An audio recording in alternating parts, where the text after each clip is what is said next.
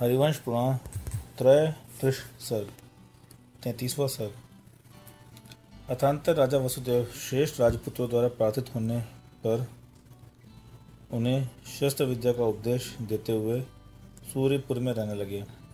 किसी दिन कुमार वसुदेव धर्म विद्या प्रवीण अपने कंस आदि शिष्यों के साथ राजा जरासंध को देखने की इच्छा से राजगृह नगर गए।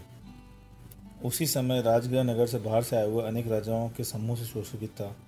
उसी समय वहां सावधान होकर श्रवण करने वाले लोगों के लिए राजा जरासंध की ओर से निम्नलिखित घोषणा की गई थी, जिसे वसुदेव ने भी सुना। घोषणा में कहा गया था, सिंहपुर का स्वामी राजा सिंहरथ बड़ा उद्दंड है। वह वास्तविक समूहों के रथ पर सवारी करता है और उत्कृष्ट पराक्रम का धारक है। जो मनुष्य उसे जीवित पकड़कर हमारे सामने दिखाएगा, वही पुरुष संसार में सूर और अतिशय शूरवीर समझा जाएगा। शत्रु के यश रूपी सागर को पीने वाले उस पुरुष को सम्मान रूपी धन तो समर्पित किया ही जाएगा। उसके बाद अन्य जन दुर्लभ आनुषंगिक फल भी प्राप्त होगा। गुणों के कारण जिसका यश दिशाओं के अंत तक विद्यमान विश्राम रहता है और जो अद्वितीय सुंदरी है, ऐसी जीव दशा नाम की पुत्री भी मैं उस इच्छित देश के साथ दूंगा। उस हृदयधारी घोषणा को सुनकर वीर रस में पगे हुए धीर वसुदेव ने कंस से पताका ग्रहण करवाई। भावार्थ: वसुदेव ने प्रेरित होकर कंस से सिंहरथ को पकड़ने के प्रतिज्ञा स्वरूप पताका उठवाई। तदंतर वसुदेव कंस को साथ ले विद्या निर्मित सिंहों के सर पर रथ पर सवार हो सिंहपुर गए। जब सिंहरथ सिंहों के रथ पर बैठकर युद्ध के लिए वसुदेव के सामने आया, तब उन्होंने बाणों के द्वारा उस सिंह को की रास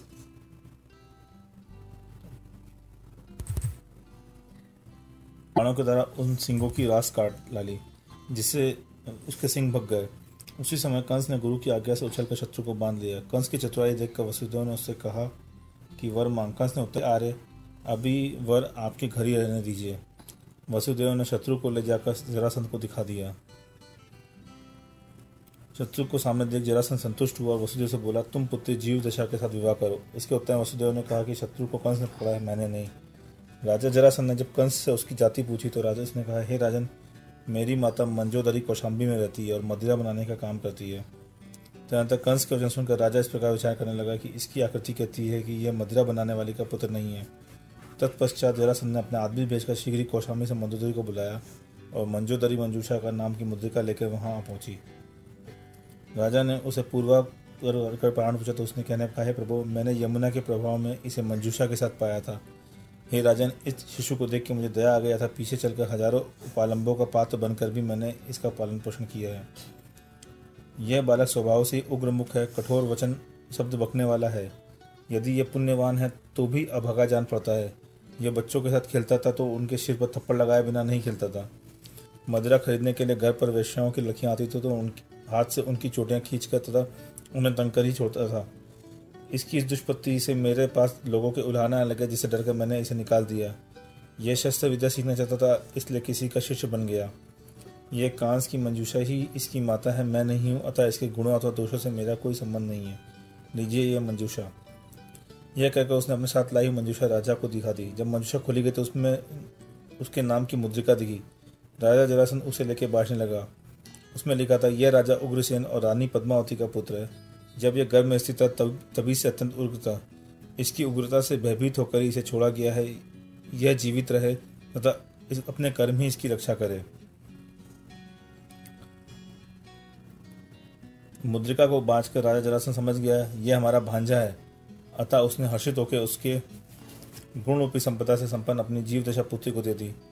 पिता ने मुझे उत्पन्न होते ही नदी में छोड़ दिया था। यह जानकर कंस को बड़ा क्रोध आया, इसलिए उसने जरासंध से मथुरा का राज्य मांगा और जरासंध ने भी दे दिया। उसे पाकर अब सब प्रकार की सेना से युक्त कंस जीव दशा के साथ मथुरा में गया। वह निर्दय तो था ही, इसलिए वहां जाकर उसने पिता उग्रसेन के साथ युद्ध ठान दिया और युद्ध में उन्हें जीतकर शीघ्र ही बांध लिया। तत्पश्चात जो प्रकृति का अत्यंत उग्र था, जिसकी आशाएं अत्यंत क्षुद्र थी, उस कंस ने अपने पिता राजा उग्रसेन का इधर उधर आना जन बंद कर दिया और उन्हें नगर के मुख्य द्वार के ऊपर कैद कर दिया। वसुदेव के उपकार का आभारी होने से कंस उनका प्रत्युपकार तो करना चाहता था, पर यह नहीं निर्णय कर पाता कि मैं इनका क्या प्रत्युपकार करूं। वह सदा अपने आप को वसुदेव का किंकर समझता था। उस दिन वह प्रार्थना पूर्वक बड़ी भक्ति के साथ गुरु वसुदेव को मथुरा ले आया। और वहां लाकर उसने गुण दक्षिणा स्वरूप अपनी देवकी नामक बहन प्रदान कर दी। तदनंतर वसुदेव कंस के आग्रह से सुंदर कांति के धारक एवं मधुर वचन बोझने वाली देवकी के साथ क्रीड़ा करते हुए मथुरा में रहने लगे। शत्रुओं को संतप्त करने वाला एवं जरासंध को अतिशय प्रिय कंस सूरसेन नामक विशाल देश की राजधानी मथुरा का शासन करने लगा। एक दिन कंस के बड़े भाई अति मुक्तक मुनि आहार के लिए राजमंदिर में आए। सो कंस की स्त्री जीव दशा नमस्कार कर विश्राम करती दिखी तो उनके सामने खड़ी हो गई और हंसती हुई क्रीड़ा भाव से कहने लगी, यह आपकी बहन देवकी का आनंद अवस्था है, इसे देखिए। संसार की स्थिति को जानने वाले मुनिराज उस निर्मयाज चित्त की धारक एवं राजभावों से मत जीव दशा को रोकने के लिए अपनी वचन गुप्ती तोड़कर बोले कि अहो, तू हंसी कर रही है, परंतु यह तेरी बड़ी मूर्खता है। तू दुखदायक शोक के स्थान में भी आनंद प्राप्त कर रही है। तू यह निश्चित समझ कि इस देवकी के गर्भ से जो पुत्र होगा वह तेरे पति और पिता को मारने वाला होगा। ऐसी ही होनहार है, इसे कोई टाल नहीं सकता। यह सुनते ही जीव दशा भयभूत होती उसके नेत्रों से आंसू निकलने लगे। वह उसी समय मुनिराज को छोड़ पति के पास गई और मुनि के वचन सत्य ही निकलते हैं यह विश्वास जानवा कर जब उसने समाचार सुना और क्या सुनाया। स्त्री के मुख से यह समाचार सुनकर कंस को भी शंका हो गई। वह तीक्ष्ण बुद्धि का धारक तो था ही, इसलिए शीघ्र ही उपाय सोचकर सत्यवादी वसुदेव के पास गया और चरणों में नम्रीभूत होकर वह मांगने लगा। उसने कहा कि हे स्वामिन, मेरा जो वर आपके पास धरा है उसे दे दीजिए। वह वर यही चाहता हूँ कि प्रसूति के समय देवकी का निवास मेरे घर में ही रहा करे। वसुदेव के इस वृत्तांत का कुछ भी ज्ञान नहीं था, इसलिए उन्होंने निर्बुद्धि होकर कंस के लिए वह वर दे दिया।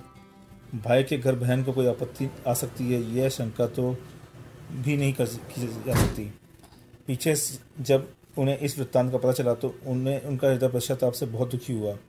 वे उसी समय आम्रवन के मध्य स्थित चारणमुदी अनिमुक्त मुनिराज के पास गए और देवकी के साथ प्रणाम कर समीप बैठे। मुनिराज ने दोनों को आशीर्वाद किया। तदनंतर वसुदेव ने उनसे अपने हृदय में स्थित निम्नांकित कर पूछा, हे भगवान, कंस ने अन्य जन्म में ऐसा कौन सा कर्म किया था जिससे वह दुर्बुद्धि अपने पिता का ही शत्रु हुआ। इसी प्रकार नाथ, मेरा पुत्र इस पापी कंस को विघात करने वाला कैसे होगा, यह मैं जानना चाहता हूँ, सो कृपा कर कहिए। अति मुक्तक मुनिराज दैदीप्यमान अवधि ज्ञान रूपी नेत्रों के धारक थे। सो अवधि ज्ञान रूपी दिव्य नेत्र के धारक पुरुषों की वाणी की संशय को नष्ट करने वाली होती है। इसलिए कुमार वसुदेव के पूछने पर मुनिराज कहने लगे, हे देवों के प्रिय राजन, सुन, तेरा प्रश्न सब लोगों के लिए प्रिय है, इसलिए मैं तेरे प्रश्न का अनुसार तेरी जिज्ञासित वस्तु को कहता हूँ। इसी मथुरा नगरी में जब राजा उग्रसेन राज्य करता था तब पहले पंचाग्नि तप तकने वाला एक वशिष्ठ नामक तापस रहता था। वह अज्ञानी यमुना नदी के किनारे तप जपता था, एक पांव से खड़ा रहता था, ऊपर की ओर भुजा उठाए रहता था और बड़े बड़े जटाओं को धारण करता था। वहां पर लोगों की पनिहारी ने पानी के लिए आती थी। एक दिन जिंदास सेठ की प्रियंक गुलतिका नाम की पनिहारिन भी वहां आई। हित की बुद्धि रखने वाली अन्य पनिहारिनों से प्रियंक गुलतिका से कहा, हे प्रियंक गुलतिके, तू शीघ्र ही इस साधु को नमस्कार कर। उत्तर में प्रियंक लतिका ने कहा, इनके ऊपर मेरी भक्ति बिल्कुल नहीं है, मैं क्या करूं। तदनंतर अन्य पनिहारियों ने प्रियंक गुलतिका को जबरदस्ती उस साधु के चरणों में नमा दिया। प्रियंक गुलिका ने रुष्ट होकर कहा, अहो, तुम लोगों ने मुझे धीरव के चरणों में गिरा दिया। प्रियंक गुलतिका के उक्त वचन सुनते ही मूर्ख साधु कुपित हो गया। उसने सीधे राजा उग्रसेन के पास कहा और कहने लगा, हे प्रभु, जिंदत सेठ ने मुझे बिना कारण गाली दी है। राजा ने जिंदत सेठ को बुलाकर पूछा तो उसने कहा कि नाथ, मैंने तो देखा भी नहीं है, फिर गाली तो दूर रही। इसके उत्तर में साधु ने कहा कि इसकी दासी ने गाली दी है। राजा ने दासी को बुलाकर क्रोध दिखाते हुए पूछा, अरे पापिन, तू इस साधु को नमस्कार क्यों नहीं करती, उल्टा निंदा करती है। दासी ने कहा, प्रभु, ये साधु नहीं है तो मूक धीवर है, इनकी जटाओं में कहीं भी शुद्धता नहीं दिखाई देती। साधु की जटाएं शोधी गई तो उसमें से बहुत ही छोटी छोटी मछलियां निकल पड़ी। इससे साधु बहुत लज्जित हुआ और यह असत्यवादी है, यह करके लोगों ने उसकी बहुत हंसी उड़ाई। जब राजा ने उसकी परीक्षा ली तो वह क्रोध कर अपना ज्ञान प्रकट करते हुआ मथुरा से बाहर चला गया और बनारस जाकर वहां रहने का उसने निश्चय किया। अब वह बनारस के बाहर जाकर गंगा के किनारे तप करने लगा। किसी एक दिन वहां अपने 500 शिष्यों के साथ वीरभद्र मुनिराज आए। उनके संग के एक नवदीक्षित मुनि ने वशिष्ठ की तपस्या देख कहा, आहा, यह घोर तपस्वी वशिष्ठ है। इस प्रकार उसकी प्रशंसा करी। अरे अज्ञानी तप कैसे है, यह कहते हुए आचार्य ने उसके नवदीक्षित मुनि को प्रशंसा करने से रोका। वशिष्ठ ने पूछा, मैं ज्ञानी कैसे हूँ। इसके उत्तर में आचार्य ने कहा कि तुम 6 कायों के जीवों को कूड़ा पहुँचाते हो, इसलिए ज्ञानी हो। पंचाग्नि तप में अग्नि का संसर्ग अवश्य रहता है और उस अग्नि के द्वारा पंचेंद्रिय, विक्रेंद्रिय तथा एकेंद्रिय जीव अवश्य जलते हैं। पृथ्वी, जल, अग्नि, वायु और वनस्पति, इन 5 स्थावर तथा अन्य त्रस्त जीवों का विघात होने से अज्ञानी जीव के प्राणी संयम कैसे हो सकता है? इसी प्रकार जो विरक्त होकर भी मिथ्या दर्शन, मिथ्या ज्ञान और मिथ्याचारित को मानने वाला है, उसके सम्यक ज्ञान पूर्व होने वाला इंद्रिय संयम भी कैसे हो सकता है? जो केवल काय क्लेश तप को प्राप्त है, मान से भरा हुआ और समीचीन संयम से रहित है, उसकी तपस्या मुक्ति के लिए कैसे हो सकती है? एक जैन ही मार्ग ही सन्मार्ग है, उसी में संयम, तप, दर्शन, चारित्र और समस्त पदार्थों को प्रकाशित करने वाला ज्ञान प्राप्त हो सकता है। हे तापस, तुम जानते हो तुम्हारा पिता मरकर सांप हुआ है और ज्वालाओं की धूम की पंक्ति से व्याप्त इसी ईंधन में जल रहा है। कहने पर तापस ने कुल्हाड़ा से उस काष्ठ को चीर कर देखा तो उसके अंदर सांप जलता हुआ छटपटा रहा था। तदनंतर आचार्य ने फिर कहा, तेरे पिता का नाम ब्रह्मा था और वह तेरे ही समान तापस के धर्म का पालन करता था, उसी से उसकी यह कुगति हुई है। आचार्य के मुख से यह जानकर वशिष्ठ तापस को जान पड़ा कि मैं अज्ञानी हूँ और जैन धर्म सम्यक ज्ञान से परिपूर्ण है। अतः उन्होंने उसी वीरभद्र गुरु के सामने पास जैन दीक्षा धारण कर ली। उनके साथ अनेक मुनि तपस्या करते थे, परंतु लाभांतराय कर्म के उदय से उन सब में से एक वशिष्ठी मुनि ही भिक्षा के लाभ से वर्जित रह जाते थे। अतः उन्हें भिक्षा की प्राप्ति बहुत कम होती थी। तदनंतर वीरभद्र गुरु ने सेवा के निमित्त और आगम का विशेष ज्ञान प्राप्त करने के लिए वशिष्ठ मुनि को यत्नपूर्वक शिवगुप्त यति को सौंप दिया। 6 महीने तक तप करने के बाद शिवगुप्त यति ने वशिष्ठ मुनि को वीरदत्त नामक मुनिराज के लिए सौंप दिया। वीरदत्त मुनि ने भी 6 माह से अपने पास रखकर उन्हें सुमति नामक मुनि के लिए सौंप दिया और सुमति मुनि ने भी 6 माह तक उनकी अच्छी तरह से पालन किया। परंतु अनेक गुरुओं के पास रहने से जो मुनि धर्म की विधि को अच्छी तरह जानने लगे और परिचय सहन करने का जिन्हें अच्छा अभ्यास हो गया था, ऐसे वशिष्ठ मुनि पृथ्वी पर प्रसिद्ध एक विहारी हो गए और अकेले ही विचरण करने लगे। अतंतर महातपस्वी वशिष्ठ मुनि कदाचित विहार करते हुए मथुरा आए, सो राजा तथा प्रजा ने बड़ी प्रतिष्ठा के साथ उनकी पूजा की। एक समय वे बड़ी प्रसन्नता के साथ पर्वत के मस्तक पर आतापन योग धारण कर विराजमान थे और उनके तप से वशीभूत हुई 7 देवियां पास आके कहने लगी, हम लोग आपका क्या कार्य करें? तपोधन वशिष्ठ मुनि ने यह कहकर उन देवियों को वापस कर दिया कि मेरा कोई काम नहीं है। अंत में उनके अधीन हुई वे देवन देवियां चली गई। आहार की इच्छा से रहित वशिष्ठ मुनि ने 1 मास के उपवास का नियम लेकर तपस्या कर रहे थे, इसलिए समस्त प्रजा प्राणों के समय उन्हें आहार देना चाहती थी। परंतु राजा उग्रसेन ने किसी समय नगरवासियों से याचना की थी कि मासोपवासी मुनिराज के लिए प्राणों के समय मैं ही आहार दूंगा, और इसी भावना से उसने मथुरा में रहने वाले सब दाताओं को आहार करने से रोक दिया। मुनिराज एक मास बाद 3 बार प्राणों के लिए तीनों आए, परंतु तीनों बार राजा प्रमादी बनकर आहार देना भूल गए। पहली पारणा के समय जरासंध का दूत आया था, सो उसकी व्यवस्था में निमग्न थे तो आहार देना भूल गए। दूसरी पारणा के समय आग लग गई थी, सो उसकी व्यवस्था में संलग्न होने से प्रमादी हो गए। और तीसरी पारणा के समय नगर में हाथी ने क्षोभ मचाते थे, इसलिए उस व्यासंग में प्रमादी हो आहार देना भूल गए। मुनि आहार के लिए समस्त मथुरा नगरी में घूमे, परंतु कहीं आहार प्राप्त नहीं हुआ। अंत में श्रम से पीड़ित नगर के द्वार में विश्राम करने लगे। उन्हें देख किसी नगरवासी ने कहा, हाय बड़े खेत की बात है, राजा ने रखी है। इन मुनिराज के लिए वह स्वयं आहार देता नहीं और दूसरों को मना कर देता है। यह सुनकर मुनिराज को क्रोध आ गया। उन्होंने उसी समय पहले आई देवियों का स्मरण किया। स्मरण करते ही देवियां आ गई। उन्होंने मुनि ने कहा कि आप लोग अन्य जन्म में मेरा काम करें। मुनिराज की आज्ञा स्वीकृत कर देवियां चली गई और मुनिराज वन की ओर प्रस्थान करे गए। राजा उग्रसेन का अपमान करने वाले वशिष्ठ मुनि ने यह उग्र निदान मान लिया था कि मैं उग्रसेन का पुत्र होकर इसका बदला लूंगा। निदान के कारण वे मुनि मत से भ्रष्ट हो गए, मिथ्यात् गुण स्थान में आ गए और उसी समय मरकर राजा उग्रसेन की रानी पद्मावती के उदर में निवास करने लगे। जब कंस का जीव पद्मावती के घर में था, तब पद्मावती का शरीर एकदम दुर्लभ था। एक दिन राजा ने उससे एकांत में पूछा, कांते तुम्हारा दोहला क्या है जिसके कारण तुम सूख के काटा हो जा रही हो? पद्मावती ने कहा कि हे नाथ, गर्भ के दोष से मुझे जो दोहला हुआ है वह ना तो कहने योग्य है और ना विचार करने योग्य है। रानी के इस प्रकार कहने पर राजा ने कहा, वह दोहला तुम्हें अवश्य करना चाहिए। राजा का हट देखकर उसने दुख से गदगद वाणी से कहा, हे नाथ, मेरी इच्छा यह है कि मैं आपका पेट फाड़कर आपका रुधिर पीऊं। तदनंतर मंत्रियों के उपाय से उसका दोहला पूर्ण किया गया। 9 माह बाद रानी पद्मावती ने ऐसा पुत्र उत्पन्न किया जिसका मुख मोह से अत्यंत कुटिल था। चूंकि वह बालक गर्भ से ही अत्यंत रौद्र था, इसलिए रानी पद्मावती ने उसे भय से उसे कांच की मंजूषा में बंद कर एकांत में यमुना में प्रवाह कर छुपा दिया। वह मंजूषा बहती बहती कौशाम्बी नगरी तक पहुंची और वहां एक कलकरी ने उसे पुत्र पाकर पुत्र का कंस नाम रखा और पालन पोषण किया। हे राजन, इसके आगे का सब समाचार तुम्हें विदित ही है। निदान के दोष से दूषित हुए इसके पिता का निग्रह किया। आगे चलकर तुम्हारा पुत्र उसे मारेगा और उसके पिता राजा उग्रसेन को भी बंधन से छुड़ावेगा। हे राजन, कंस ने अपने पिता को बंधन में क्यों डाला, इसका कारण बतलाने वाला कंस का वृत्तांत कहा। अब तेरे पुत्रों का वृत्तांत कहता हूँ, सो मन को स्थिर कर सुन। देवकी का 7वां पुत्र शंख चक्र गदा एवं खड्ग को धारण करने वाला होगा और वह कंस आदि शत्रुओं को मारकर समस्त पृथ्वी का पालन करेगा। शेष 6 पुत्रियों चरम शरीर होंगे, उनकी अपमृत्यु नहीं हो सकती, इसलिए चिंता रूपी व्याघ्री का त्याग करो। मैं रामभद्र बलदेव सहित उन सबके पूर्व तुम्हें कहूँगा, सो अपनी स्त्री के साथ श्रवण करो। अवश्य ही उन सबके पूर्व और तेरे चित्त की प्रीति करने वाले होंगे। जब राजा शूरसेन मथुरापुरी पर रक्षा करते थे, तब यहाँ 12 करोड़ मुद्रिकाओं के अधिपति भानु नाम का सेठ रहता था। उसकी स्त्री का नाम यमुना था।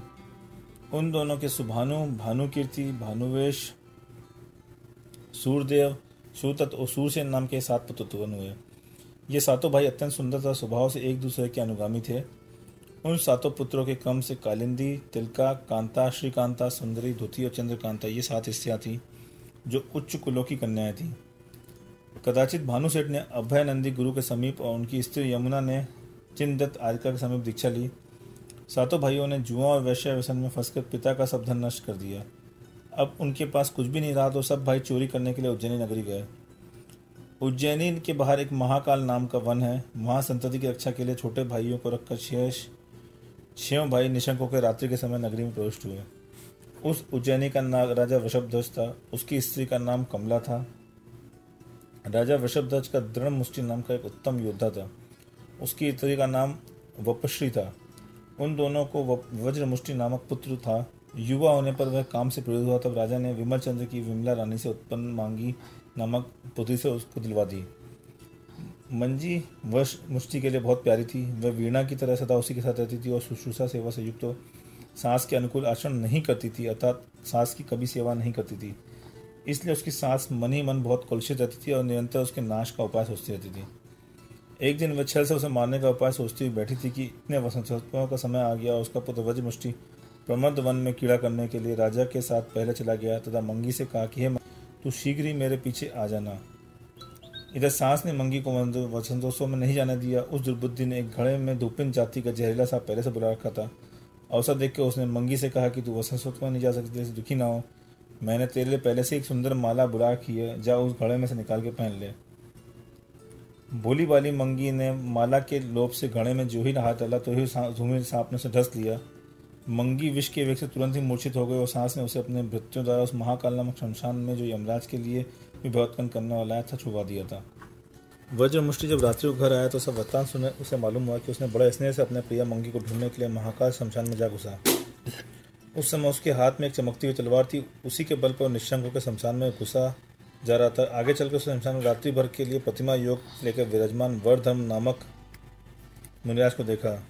उसने 3 प्रदक्षिणाएं देकर मुनिराज को नमस्कार की और कहा कि हे मुनिराज, यदि मैं मंगी को प्राप्त कर सका तो 1000 कमलों से आपके चरणों की पूजा करूंगा। इस प्रकार जैसे वह कहकर जो ही आगे बढ़ा तो उसे स्त्री मंगी मिल गई। वह उसे मुनिराज के पास लेके आया, उसके चरणों के स्पर्श से उसे विष रहित कर दिया। तुरंत जब तक मैं न आ जाऊं तब तक मुनिराज के चरणों के समीप बैठना। इस प्रकार मंगी से कहकर वज्रमुष्टि कमल लाने की इच्छा के साथ सुदर्शन नामक सरोवर की ओर चला गया। पास में ही छुपा शूरसेन मंगी के प्रति मुष्टि का महान स्नेह देख चुका था, इसलिए उसके मन का भाव जानने की इच्छा से उसने अपना रूप दिखाया। वह सुंदर तो था ही, वह अपने अभिप्राय को छिपाकर उसके साथ मीठी मीठी बातचीत और गुप्त सलाह करने लगा। मंगी उसे देखने से ही काम में विहल हो गई और उसी विहल दशा में उसने शूरसेन के पास जाकर कि हे देव, आप कृपा कर मुझे स्वीकृत कीजिए। मंगी की प्रार्थना सुनकर शूरसेन ने कहा कि जब तुम्हारा पति जीवित है तब तक मैं ऐसे कैसे कर सकता हूँ। हे प्रिय, मैं इस शक्तिशाली सुभट से अवश्य डरता हूँ। इसके उत्तर के अनुराग में भरी मंगी ने कहा कि हे नाथ, आप इसका भय नहीं कीजिए, मैं इसे तो तलवार से अभी मार डालती हूँ। शूरसेन ने उत्तर दिया, यदि ऐसा है तो मुझे स्वीकार करें। इस प्रकार कहकर वह कार्य देखने की इच्छा से वहाँ छिपकर खड़ा हो गया। तुरंत वज्र मुष्टि ने आकर मुनिराज के चरणों की पूजा की और पूजा करने के बाद जो ही वह नमस्कार करने लगा त्यों ही मंगी ने उसके सिर पर तलवार छोड़ना चाहिए, परंतु शूरसेन ने शीघ्र जाकर तलवार छीन ली। सूर्यसेन को यह दृश्य देख के संसार से वैराग्य हो आया, इसलिए वह अपने दोषों को प्रकट किए बिना ही वहां चला गया। मंगी उसके स्पर्श से संकित हो गई, इसलिए अपना दोष छुपाने के लिए वह माया बताती हुई पृथ्वी तल पर गिर पड़ी। वज्रमुष्टि के को मंगी के जिसका पता नहीं चल पाया, इसलिए वह उससे पूछता रहा, हे प्रिय, क्या यहाँ तुम्हें किसने डरा दिया था? यहाँ भय का कुछ भी कारण नहीं है। इस प्रकार भय से पीड़ित मंगी को सचेत कर वज्र मुष्टि ने मुनिराज को नमस्कार किया और तदुपरांत वह स्त्री को लेकर साथ चला गया। तुरंत शूरसेन के जो 6 भाई चोरी करने के लिए गए थे, उन्हें चोरी से प्राप्त हुए धन के बराबर हिस्से करने कर शूरसेन से कहा कि अपना हिस्सा उठा लो।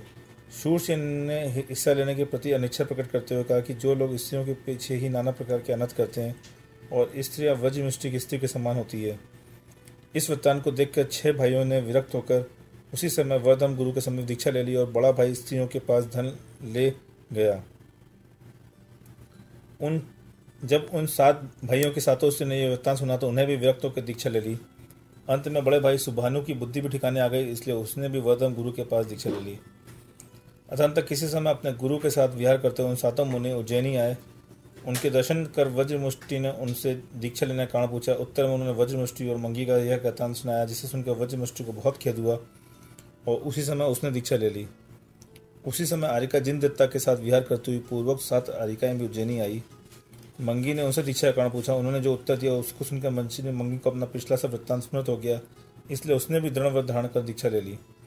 तदनंतर घोर तप के भार को धार करने वाले 7 मुनिराज आयु के अंत में समाधि मरण कर स्वधर्म धर्म स्वरूप में 1 सागर की आयु वाले त्रायंशित जाति के उत्तम जय हुए। घातकी खंड द्वीप के भरत क्षेत्र में जो विद्यात पर्वत है, उसके दक्षिण श्रेणी में उनका एक नियत्यलोक नामक नगर है। उसमें किसी समय राजा त्रिपुल राज्य करता था। उनकी स्त्री का नाम मनोरी था।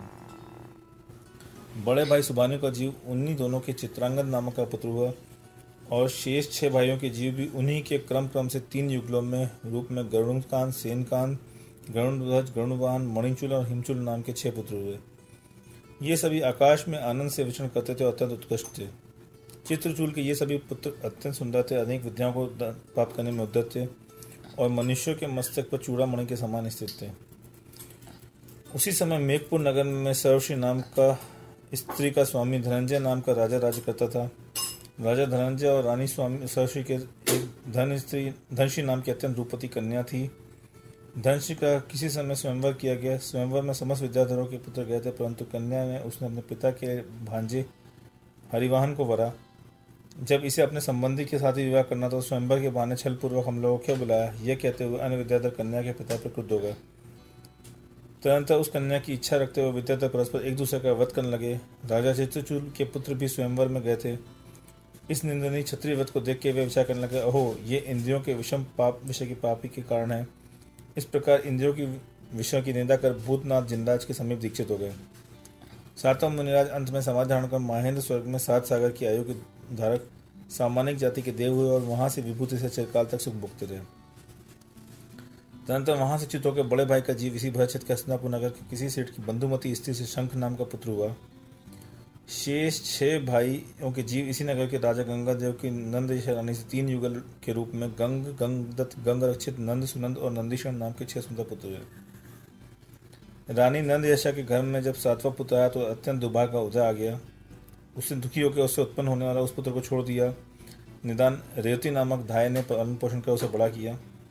रानी नंद यशा के इस त्याज्य पुत्र का नाम निर्नामक था। यह निर्नामक श्रेष्ठी पुत्र शंख को बड़ा प्रिय था। एक दिन शंख निर्नामक को साथ लेकर नागरिक मनुष्यों से भरे हुए मनोहर उद्यान में गया। वहां राजा गंगादेव के 6 पुत्रों को एक साथ भोजन कर रहे थे। एक दिन वहां उन्हें देखकर शंख ने कहा कि यह निर्नामक भी तो तुम्हारा छोटा भाई है, इसे भोजन करने के लिए क्यों नहीं बुलाते। शंख की बात सुन राजपुत्रों ने निर्नामक को बुला लिया और वह भाइयों के साथ भोजन करने के लिए बैठ गया। उसी समय उनकी माता रानी नंद यशा कहीं से आ गई और उसे क्रोध से आग बबूला होकर उसे लात मार दी। इस घटना से शंख को बड़ा दुख आया। वह कहने लगा कि मेरे निमित्त से ही निर्नामक को यह दुख उठाना पड़ा था, मुझे धिक्कार है। अंत में वह दुखी होता हुआ निर्नामक को लेकर राजा आदि के वन में चला गया। वहाँ एकांत में दुष्मेण नामक मुनिराज को देखकर शंख ने उससे निर्नामक के पूर्वा पूछे। मुनिराज अवधि ज्ञानी थे, अतः उन्होंने भवंतर तक इस प्रकार कहने लगे। गिरिगर नगर में राजा में चित्ररथ रहता था। उसकी कमलानी नाम की गुणवती एवं सुंदरी सी थी। राजा चित्ररथ मांस खाने का बड़ा प्रेमी था। उसका एक अमृत रसायन नाम का रसोईया था जो मांस पकाना बहुत अच्छे से जानता था। उसकी कला से प्रसन्न होकर राजा ने उसे 10 ग्रामों का स्वामी बना दिया था। एक दिन राजा ने सुधर्म नामक मुनिराज से मांस खाने के दोष सुने, जिसके प्रभावित होकर ने राजलक्ष्मी को मेघरथ नामक पुत्र के लिए सौंप दी और स्वयं मोक्ष प्राप्त करने की इच्छा से 300 राजाओं के साथ दीक्षा धारण कर ली। नवीन राजा मेघरथ श्रावक बन गया था, इसलिए उसे मांस पकाने वाले रसोइयों को अपमानित कर केवल 1 ग्राम का स्वामी कर दिया गया। इस घटना से रसोइया बड़ा कुपित हुआ। उसने सोचा कि मेरे अपमान के कारण मांस का निषेध करने वाले ये मुनि ही हैं, इनके लिए मैं कड़वी तुमड़ी का विष में आहार देकर मुनि के प्राण रहित कर दिया। मुनिराज का समाधि मरण उज्जैन गिरी पर हुआ। प्रबल आत्मज्ञान के प्रभाव से ये मरकर अपराजित नामक अनुत्तर विमान में 32 सागर की आयु के धारक अहमिंद्र हुए। रसोइया मरकर तीसरी बालुका प्रभु पृथ्वी में गया और वहां 3 सागर तक नरक के तीव्र दुख भोगता रहा। वहां से निकलकर त्रियंज गति रूप महाअटवी में भ्रमण करता रहा। एक बार वह मलय देश के अंतर्गत पलाश नामक ग्राम में रहने वाला यक्ष और यक्षिला नामक दंपति के यक्षरक्ष नाम का पुत्र हुआ। यह यक्षरक्ष स्वभाव से ही मुक्त था और यशस्व नामक बड़े भाई से छोटा था। एक बार दुष्ट यक्षरक्ष गाड़ी पर बैठा कहीं जा रहा था। सामने मार्ग में एक अंधी सरपणी पड़ी थी। बड़े भाई को रोकने से अनिष्टकारी यक्षलिंग ने उस पर गाड़ी चला दी, जिससे उसका फण कट गया। तीव्र दुख से वह मरणोन्मुख हुई। उसी समय अकाम नेजरा के कारण उसे मनुष्य गति का बंद कर लिया। तदंतर सरपणी मरकर श्वेतांबिकापुरी में राजा वासव की स्त्री वसुंधरा के गर्भ में नंद यशा नाम की पुत्री हुई और यक्षलिक निर्मामक हुआ। इस यक्षलिका ने रसोइया की पर्याय में मुनिराज को मारा था तथा सरपणी के साथ अत्यंत निर्दयता का व्यवहार किया था, इसलिए माता नंद दशा के साथ में विदेश को प्राप्त हुआ है। यह सुनकर राजा गंगादेव ने संसार से भयभीत होगा उन्हें अपने देवनंद नामक पुत्र को राजलक्ष्मी सौंप कर 200 राजाओं के साथ उन्हीं मुनि के समीप दीक्षा धारण करी। समस्त राजपुत्रों और श्रेष्ठी पुत्र शंख ने भी दीक्षा ले ली तथा सब संसार चक्र से निर्वृत्त होकर निर्मल तप करने लगे। रानी नंद यशा ने रेवती धाय और बंधुमती से रानी के साथ सुव्रता नामक आरिका के समीप उत्तम व्रतों के समूह से सुशोभित दीक्षा ग्रहण कर ली। निर्नामक ने मुनि होकर सिंह निष्ठिक्री नाम का कठिन तप किया और यह निदान बांध लिया कि मैं जन्मांतरों से नारायण हूँ। रेवती धाय मनुष्य पर्याय प्राप्त कर भद्रलिसा नगर में सुदृष्टि नामक की सेठ की अलका नामक स्त्री हुई है। गंग आदि 6 पुत्रों से जीव युगलिया देवकी के गर्भ से क्रम से उत्पन्न होंगे। वे पराक्रम में महासागर अत्यंत पराक्रमी होंगे। इंद्र का आज्ञाकारी हारी नाम का देव उन पुत्रों के उत्पन्न होते ही धाय के जीव अलका के पास पहुंचा देगा। वहीं वे यौवन को प्राप्त करेंगे। उन पुत्रों में बड़ा पुत्र नरपत, दूसरा पुत्र देवपाल, तीसरा अनिकनंद, चौथा अनिकपाल, 5वां शत्रुघ्न और 6वां चित्रशत्रु के नाम से प्रसिद्ध होगा। तुम्हारे ये सभी पुत्र रूप से अत्यंत सुदर्श होंगे और अर्थात समान रूप के धारक होंगे। ये सभी कुमार हरिवंश के चंद्रमा 3 जगत के गुरु श्री नेमिनाथ भगवान की शिष्यता को प्राप्त कर मोक्ष जाएंगे। निर्नामक नाम का जीव देवती के घर में आकर 7वां पुत्र होगा। वह अत्यंत वीर होगा तथा इस भरत क्षेत्र में 9वां नारायण होगा। जिन मत की लक्ष्मी की प्रशंसा करने वाला कालज्ञ वसुदेव मुनिराज के मुख से कंस के भवांतर तथा पुण्य के उदय से प्राप्त हुआ उसके अभ्युदय को सुनकर उसके साथ उपेक्षा पूर्ण मित्रता को प्राप्त हुआ, अर्थात उन्होंने मित्रता तो पूर्व बनाए रखी परंतु उसमें उपेक्षा का भाव आ गया। वे अपने 8 पुत्र तथा प्रिया देवकी के पूर्व तथा वर्तमान भाव संबंधी चरित्र को सुनकर अत्यधिक हर्ष को प्राप्त हुए। इस प्रकार अरिष्टनेमि पुराण के संग्रह से युक्त जिन सेनाचार रचित हरिवंश पुराण में कंस का उपाख्यान तथा बलदेव, वासुदेव और देवकी के अन्य पुत्रों के गृह चरित्र का वर्णन करने वाला 33वां सर्ग समाप्त हुआ।